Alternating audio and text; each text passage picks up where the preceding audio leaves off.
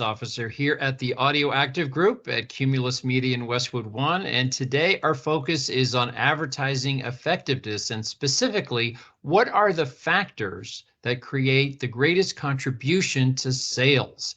And that was a question that was posed to 1,800 marketers and media agencies over a 5-year period by a company called Advertiser Perceptions, and that was compared to a major sales effects study called the 5 Keys of Advertising Effectiveness, conducted by NC Solutions. And so the question is, what did the perceived impact of sales effect among advertisers and agencies, and how does that compare to the realities of the NC Solutions study? Well, there was a big difference between the perception of what drives sales effect and the reality. Marketers vastly understate the sales effect of creative and significantly overestimate the impact of targeting.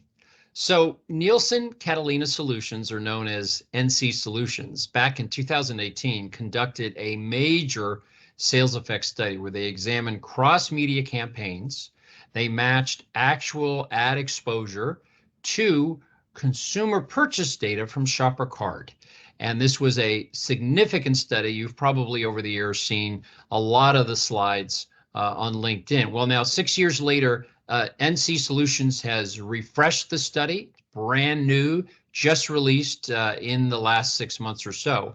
And the study examines the sales effect of what they call the 5 keys of advertising effectiveness: creative, brand, targeting, reach, and recency. They define these as follows. So the 5 keys: creative is the ability of the ad to drive purchases and sales, and they get that by directly matching what people were exposed to what they bought. And they look at 2 key factors: the quality of the creative message and the context in which it delivers. And they state pretty clearly, strong creative drives higher incremental sales and does better than weak creative. Brand are a bunch of factors that cannot be changed overnight. It is the market share of a brand. It's the penetration, meaning what proportion of people or households consume that product or service, and the tendency of loyal buyers to buy them versus the competition. So that stuff really doesn't change in the short term. Targeting is the ability to reach the right audience. Reach talks about scale. How many people or households were reached by the campaign, and recency is the distance and time between ad exposure and when a purchase was actually made. So those are the 5 keys. Advertiser Perceptions is the gold standard advertiser sentiment tracking company. We here at the Audio Active Group over the last 5 years have commissioned a study every year to ask marketers and their media agencies a very simple question, which is to please assign a percentage to each of these 5 factors based on what you consider to be the sales contribution of each factor. And their answers have to add up to about 100. So every year, 300 marketers and media agencies have been polled, and about half of the sample are brands and the other half are media agencies. So let's take a look at the perceived sales effect of creative, and this time we're just looking here at the marketers. So each year that's about 120 brand marketers across the 5 years. The response is very consistent. The feeling among marketers is that the sales effect or contribution of creative is about 20%, and that is very consistent across the years. So let's look at perception versus reality. To the left, we have the factors and the relative importance that marketers place and how much sales contribution they think is being created. And you can see the perception for creative at 20% is third. The reality on the right-hand side is incredibly different. There's a major disconnect here. The sales effect in reality of creative is 2.5 times bigger than the perception among marketers. So that is a big difference there. Now let's bring in the media agencies on the left, and we can see that the perception really is unchanged. This is from the recent February study.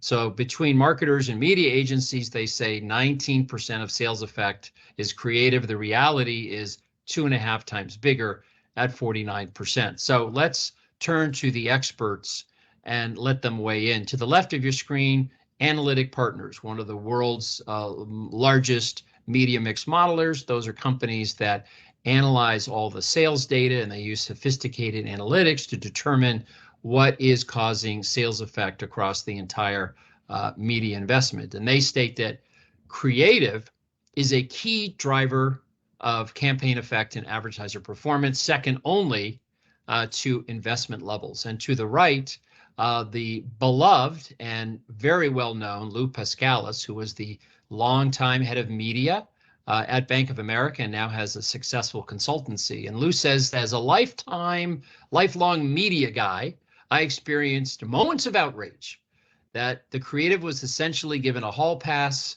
and my media plan was given a proctology exam when the campaign failed to achieve desired outcome. I think the biggest variable in the equation today is the emotional attraction of the creative to the intended target. A leading creative testing company by the name of System 1 tests ads all over the globe across all media, and they use a 5-star system to evaluate the creative quality. And this is an evaluation of the ability of an ad to drive a positive emotional impact. So to the left, 1 star, that's about half the ads around the world, very poor performers. About a third get a 2-star. But what's the significance of this? What's the business impact of higher quality creative? Well, look to the right. System 1 has found that year after year, the better quality your creative, the more stars you get, the greater the growth in the business's market share.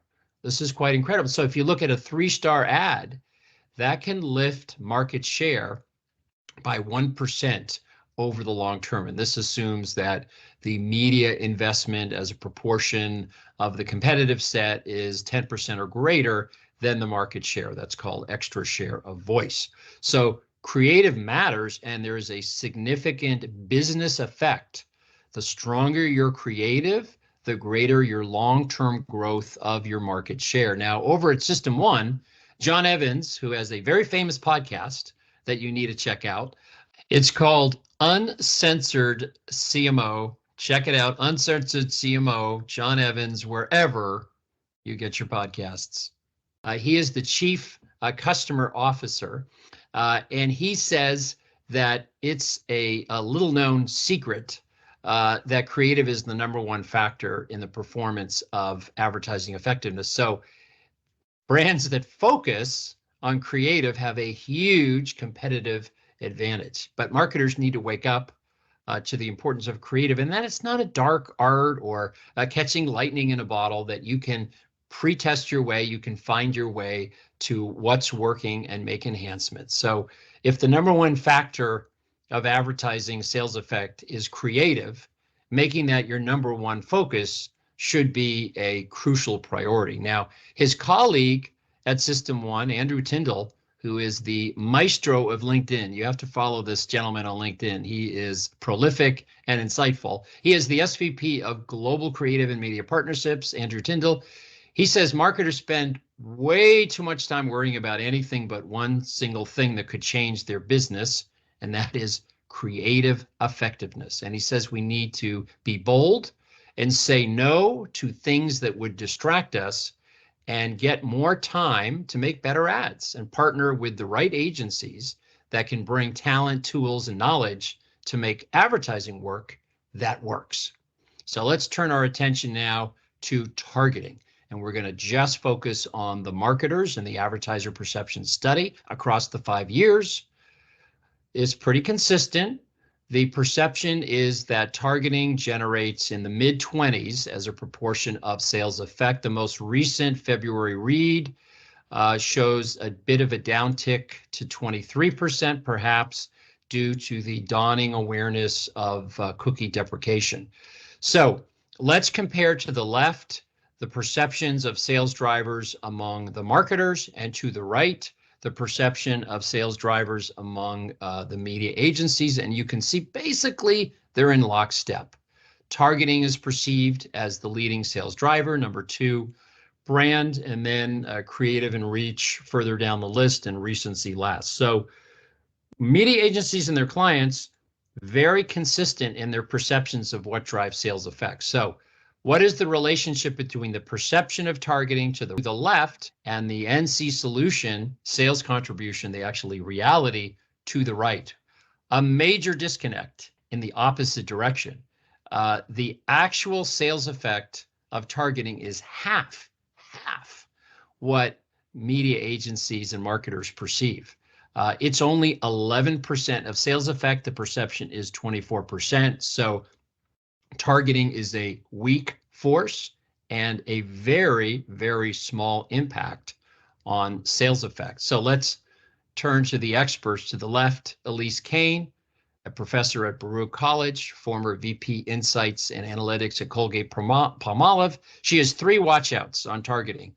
One, most companies misdefine their targets. Two, many companies define their targets far too narrowly. And she says people aren't static. They move in and out of targets. And to the right, Les Binet and Sarah Carter, probably the most practical, most entertaining, and most insightful and useful book you could ever read on marketing and media and creative strategy. It's called How Not to Plan, 66 Ways to Screw It Up. They say very clearly, don't target too narrowly. It may be efficient, but it's rarely effective, and tight targeting means low sales and profits. And who wants low sales and profits?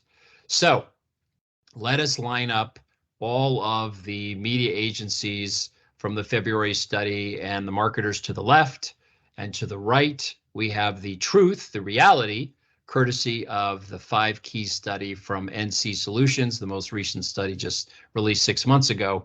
The two big disconnects: creative is seen by the marketers and media agencies as a weak force. The reality is nothing but. It is the dominant driver of sales effect, 2.5 times greater than the perception. And on the flip side, targeting is seen as the lead sales effect driver. In reality, at 11%, targeting is a very, very weak lever.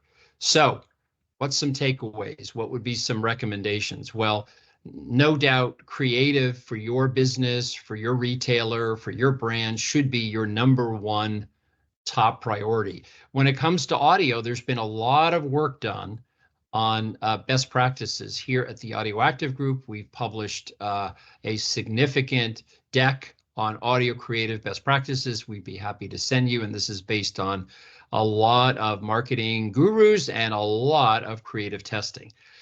Recommendation number 2 is pre-test your creative. It is great before the media runs to make sure the ad is audible and to make sure that there isn't anything that's tripping you up. Now, the great thing about audio, it's pretty inexpensive to fix the creative. You don't have to fly the crew down to Cancun to reshoot. And lastly, don't overstate the value of targeting. It is a very, very small lever. The Audio Active Group here at Cumulus Media in Westwood One is a full-service national